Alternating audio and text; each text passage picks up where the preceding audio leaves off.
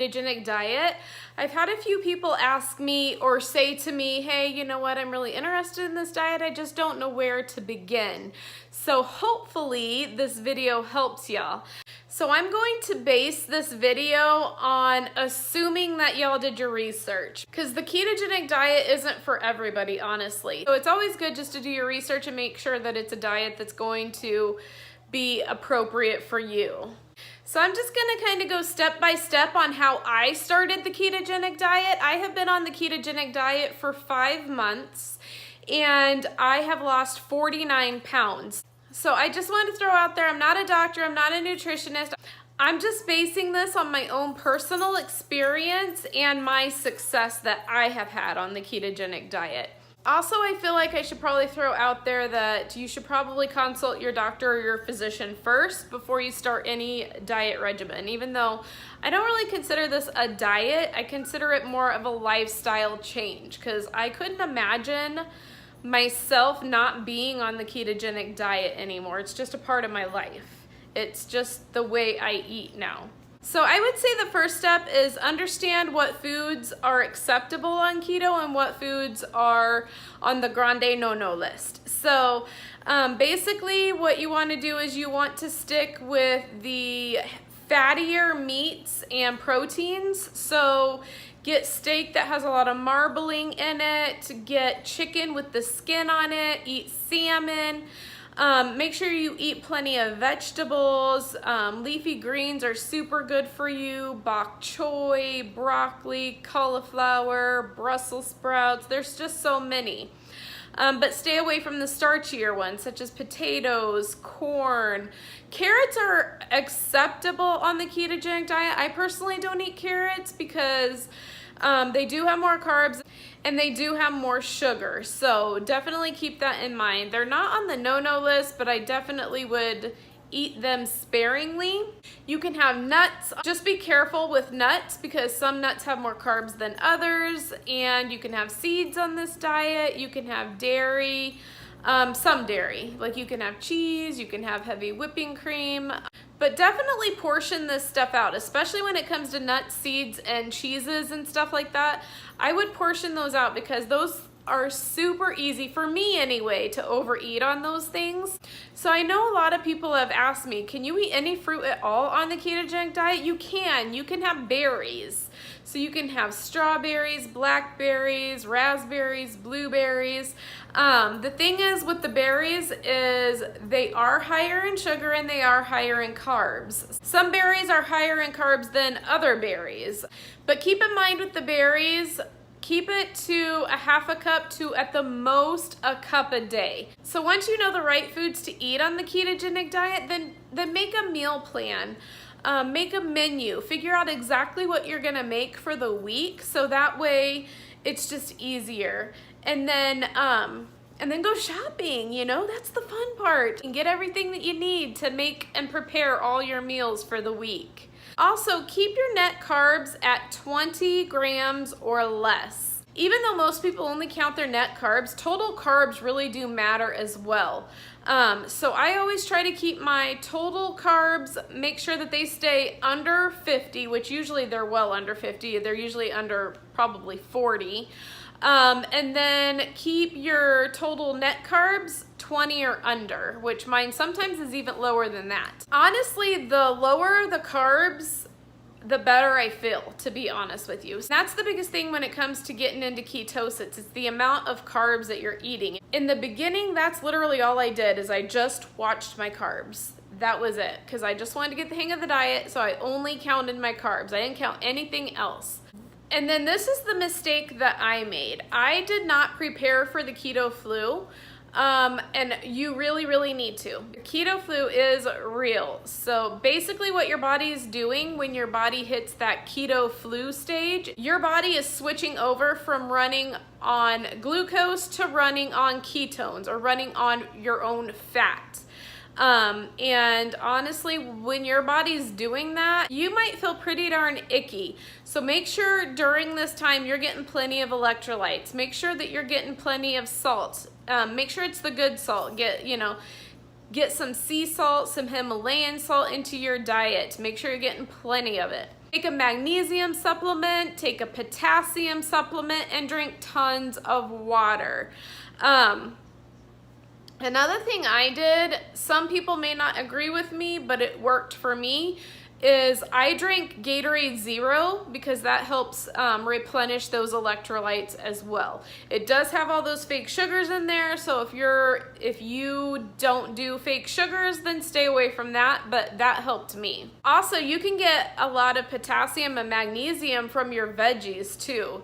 A lot of your leafy vegetables, avocados, all that, they have the potassium and magnesium that your body needs as well. So incorporate lots of those into your diet as well, because that will help too.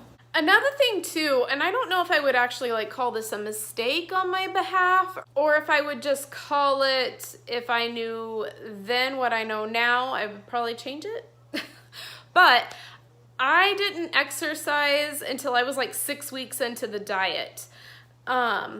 I probably wouldn't do that. I would advise you guys to exercise.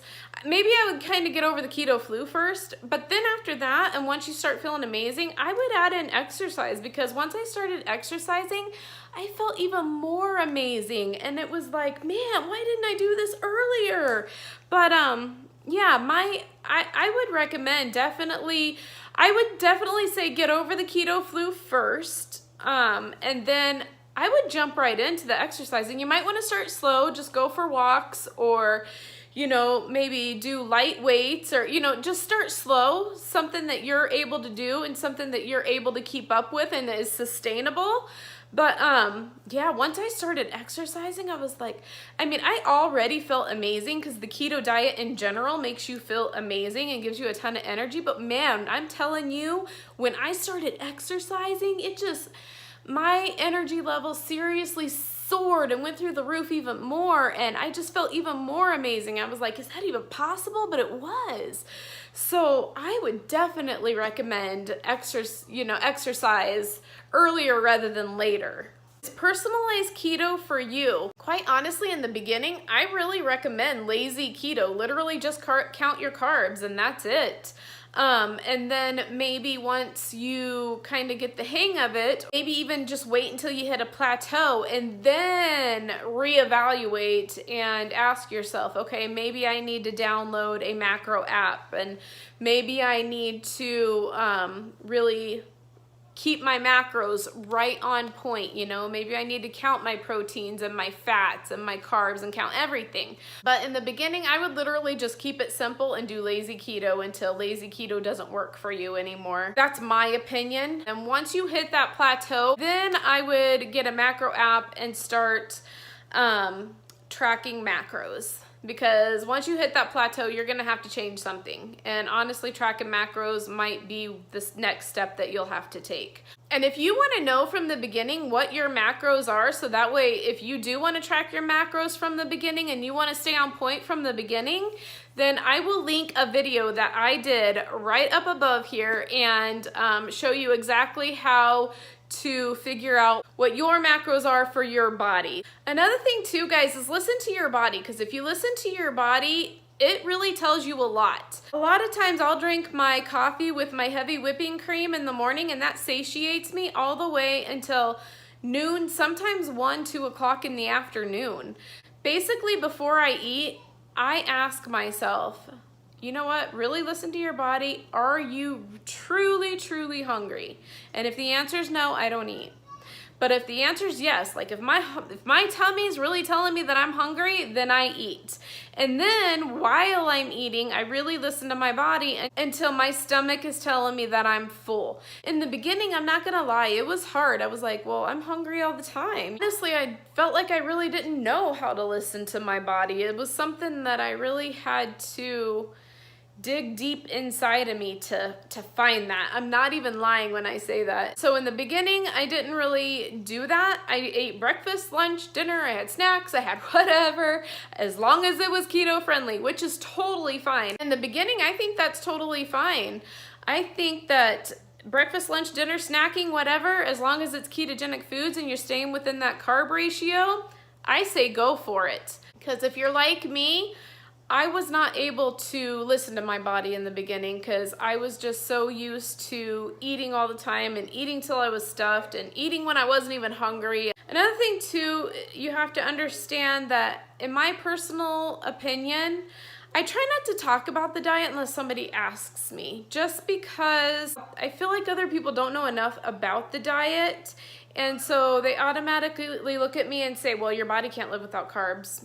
That is a horrible diet. If somebody asks me, if somebody says, hey, you've lost a lot of weight, what have you done? Then I'll, tell them and explain to them.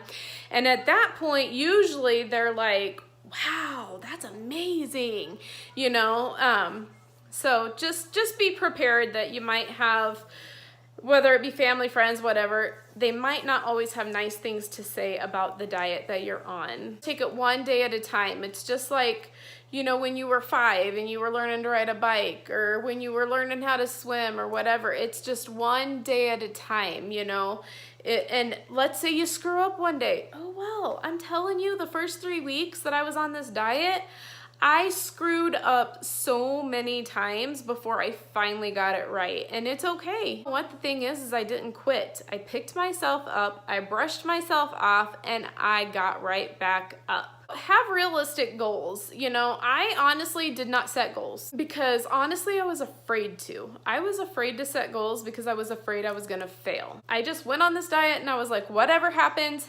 happens.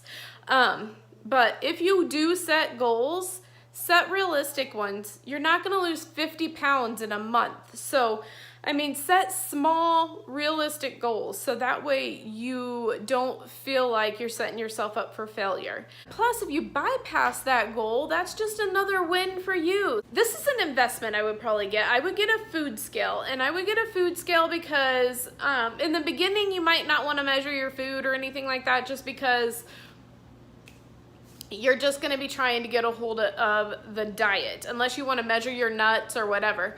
But once you get a little bit further in and you want to keep track of your macros a little bit better, then you're definitely going to want a food scale for sure, because you're going to want to measure out your food, because it's super easy to cut a piece of cheese and be like, oh yeah, this looks like a serving, but it's really 3 servings. If you don't want to go in now, that's totally fine, but eventually I would definitely put that on your list of necessities. This is probably the biggest thing that I did for myself. That was probably the smartest thing that I did when I started keto, is I kept it simple. And I still pretty much keep it simple. Sometimes I make these great menus for the week and I make these new recipes, and then other weeks I'm like, I'm keeping it simple, and I literally have like a protein and a veggie for dinner. And then like for breakfast, I'll have maybe a couple of eggs with some type of veggie. But yeah, keep it simple, you guys. And when you've been on this diet for a period of time, you just feel so satiated. The cravings literally just pretty much go away. I know a lot of people look at me like I'm crazy when I tell them that. They're like, really, you have no cravings? And I'm like, I really kind of don't. Every now and then I'll eat like a 90% chocolate, just like a little square or whatever. On this diet, you feel so satiated that I literally only eat twice a day. I eat my lunch and I eat my dinner, and I just keep it simple. So keeping it simple is just a time saver for me. And the last thing I wanted to talk to you guys about is just how I've felt on this diet. When my body was running on carbs and I was eating carbs and sugars, I felt, honestly, I felt tired. I almost felt lethargic all the time. I had no energy. I just wanted to lay around and eat.